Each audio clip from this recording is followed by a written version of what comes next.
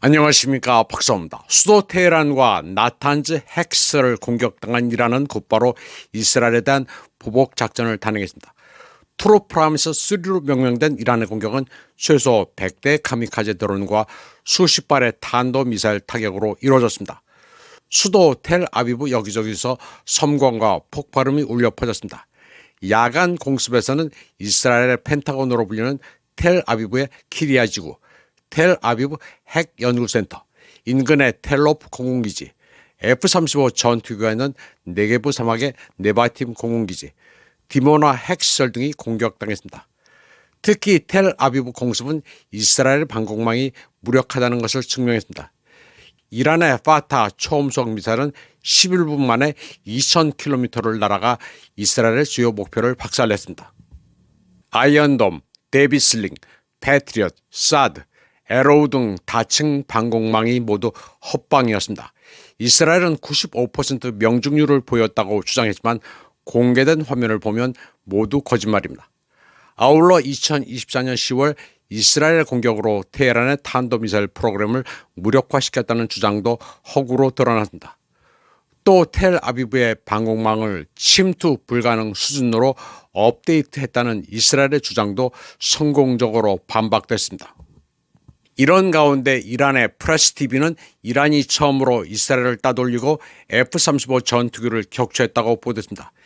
이 매체는 최소 석 대 이스라엘군 F-35 전투기를 격추한 것으로 알려졌는데 5세대 스텔스 항공기를 성공적으로 격추한 것은 이번이 처음이라고 전했습니다. 이란군 공보실은 이란 방공망이 2대 이스라엘 스텔스 전투기를 격추한 데 이어 세 번째 이스라엘 F-35 스텔스 전투기도 격추했다고 발표했습니다.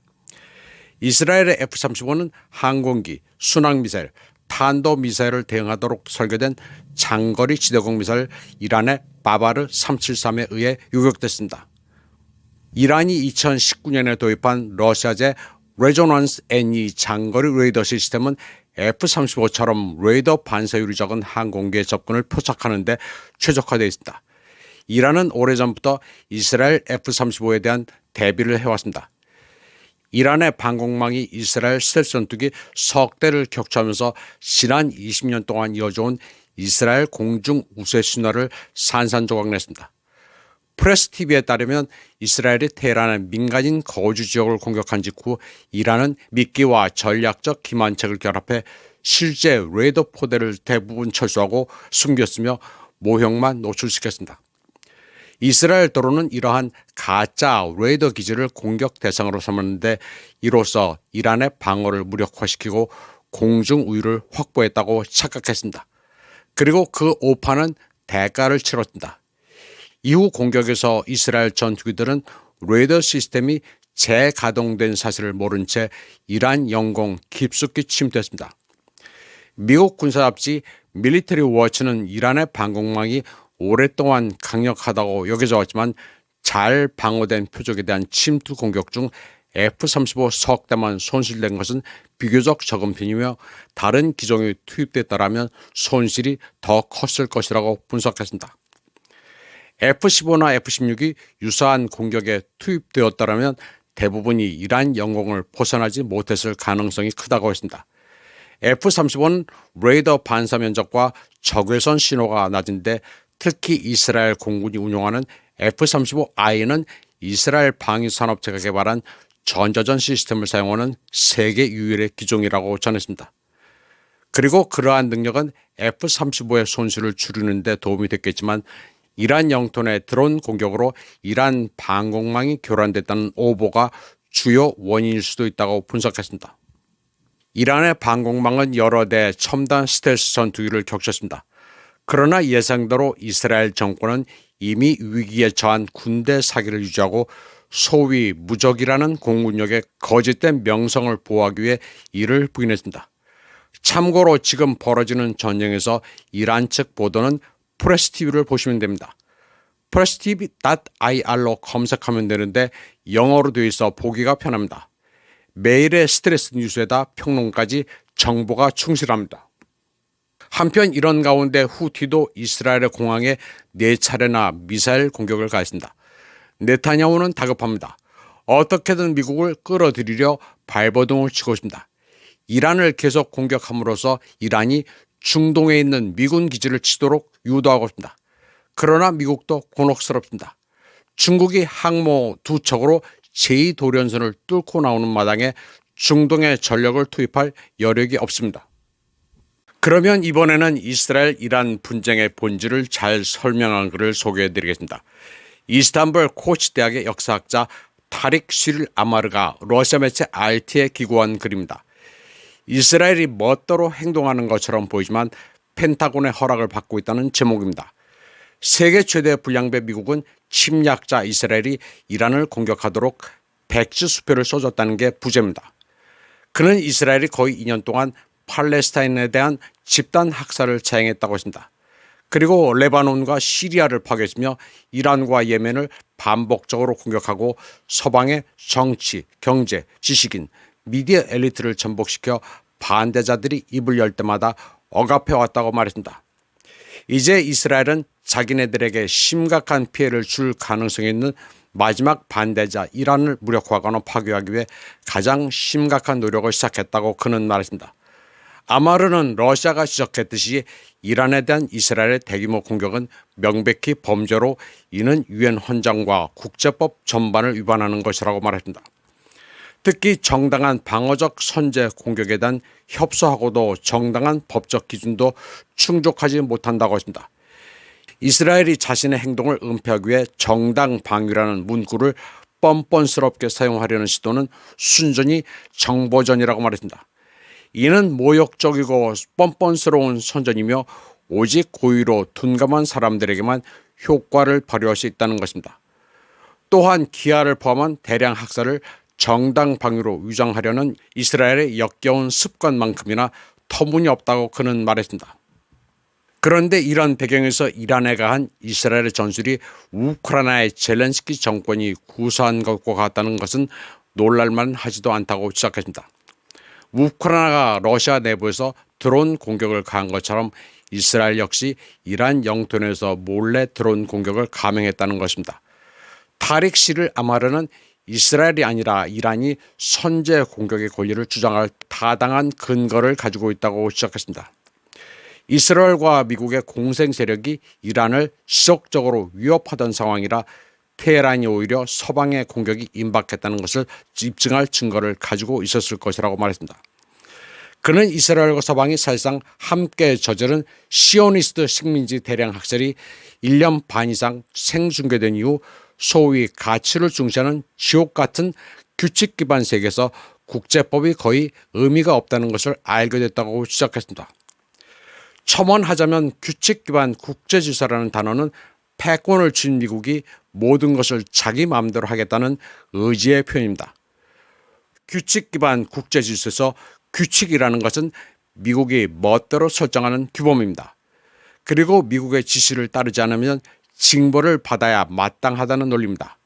한국에서는 이 말뜻을 모르는 어리석은 자들이 많습니다.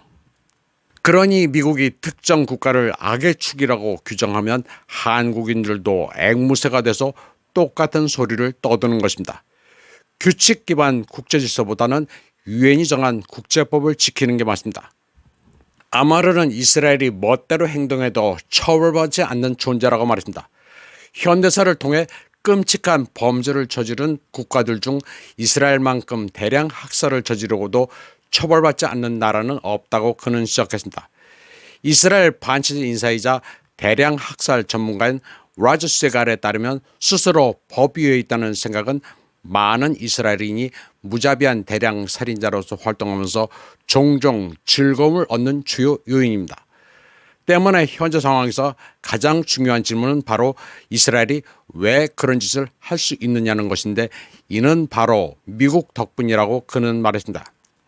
아마르는 유럽연합이라는 괴물 등 서방의 다른 국가들과 중동도 이스라엘의 만행에 공모하고 있지만 권력의 측면에서 결정적인 역할을 하는 것은 바로 워싱턴이라고 시작했습니다. 이스라엘은 미국의 덕분 때문에 끝없는 범죄를 저지르고도 아무런 처벌도 받지 않을 수 있다고 했습니다. 이스라엘처럼 영토와 인구가 작고 지정학적으로 불안정한 국가가 미국의 지원 없이 그토록 공격적인 행보를 보였다면 오래전에 사라졌을 것이라고 그는 말했습니다. 그러나 이스라엘의 최근 만행에 대해 워싱턴은 사실상 가담하지 않았다고 주장하고 있다고 그는 말했습니다. 예를 들어 마르코 루비오 국무장관은 이스라엘의 공격이 일방적이었고 미국은 관여하지 않았다고 하지만 그 말을 누가 믿겠느냐고 아마르는 반문했습니다. 그는 미국이 다른 세계를 우습게 보고 쉽게 주저없이 거짓말을 한다고 말했습니다. 그러면서 미국과 이스라엘의 공생관계는 너무나 확고하고 만연해서 미국의 묵인과 개입 없이 이스라엘이 이란을 공격하는 것은 상상조차 할 수 없다고 말했습니다. 그런데 그것은 미국이 그저 옛날 미국답게 행동하는 것이며 더욱 흥미로운 점은 심지어 미국의 공식적인 입장이 아무리 거짓으로 포장되어 있어도 그 거짓말이 전혀 설득력이 없다는 점이라고 그는 지적했습니다. 워싱턴은 이란에 대한 이스라엘의 범죄적인 공격에 아무런 역할도 하지 않았다고 터무니없이 주장한다고 말했습니다. 블룸버그와 워싱턴 포스트 같은 미국의 주류 언론들은 이스라엘의 일방적인 공격이 트럼프 대통령의 이란 협상에 차질을 빚었다고 주장하기도 했습니다. 또 그들은 트럼프 대통령이 공격 직전까지 이스라엘의 공격에 반대 의사를 표명했다고 인용하는데 이게 다 거짓이라고 아마르는 지적했습니다. 이게 말이 안 되는 게 트럼프가 몰랐다는 게 변명거리가 되지 않으며 우습게도 트럼프 본인도 공격에 대해 사전에 알고 있었다고 떠벌리고 있다고 아마르는 말했습니다. 그는 트럼프가 이스라엘이 아닌 이란을 탓하며 이스라엘이 이란을 완전히 파괴할 정도로 강타하기 전에 테헤란에 사실상 항복을 요구했다는 점을 들었습니다. 이스라엘은 이미 2주 아니 그 이상의 작전을 추가로 즉 필요한 만큼 지속하겠다고 위협했습니다. 결과적으로 트럼프는 공격자인 이스라엘 편을 분명히 들었을 뿐만 아니라 이스라엘 친구들이 이란을 원하는 만큼 심지어 전멸시킬 때까지 공격하는 것도 괜찮다는 의사를 표명했습니다. 워싱턴의 터무니없이 믿을 수 없는 공식 주장은 첫 번째로 이스라엘이 미국이 선언한 정책을 대대적으로 무시했다는 것입니다. 두 번째는 미국이 별로 신경 쓰지 않는다는 것입니다. 세 번째는 이스라엘이 뭘 하든 워싱턴은 세계 앞에서 바보 취급당하는 것을 좋아한다는 사실입니다. 미국은 이스라엘을 너무 좋아한 나머지 아무런 제한 없이 이스라엘 편을 들고 그 반항적인 이스라엘 친구들이 원하는 것은 무엇이든 할 수 있도록 백지수표를 발행하고 있습니다. 미국은 이스라엘이 마음껏 이란을 공격할 수 있도록 내버려 두고 이란이 반격을 시도할 경우 이스라엘을 지켜준다는 스탠스입니다. 워싱턴은 밥 먹듯이 거짓말을 합니다. 이번 사건에 개입하지 않았다는 거짓말은 미국 엘리트들이 이제까지 모든 것, 일반 미국인의 이익을 범한 모든 것을 이스라엘과 미국의 로비에 공공연히 종속시키는데 얼마나 거리낌이 없는지를 여실히 보입니다. 물론 진실은 미국이 이란에 대한 침략 전쟁에 깊이 개입하고 있다는 것입니다. 아프가니스탄, 이라크, 리비아, 시리아에 이어 네오콘들은 마침내 그들의 오래된 살인 게시판에 마지막 남은 희생자를 향해 나아가고 있습니다. 그리고 이 모든 사건의 궁극적이고 의도치 않은 폭로는 워싱턴의 엘리트들이 이스라엘에 절대적으로 복종한다는 것을 암시합니다. 이스라엘에 대한 미국의 절대적이고 비겁한 복종은 이제 지극히 정상적인 것으로 여겨집니다. 그리고 이게 바로 지금의 미국에 대한 근본적인 진실이라고 아마르는 말했습니다. 이번 방송은 여기까지 하겠습니다. 시청해주신 여러분 감사합니다.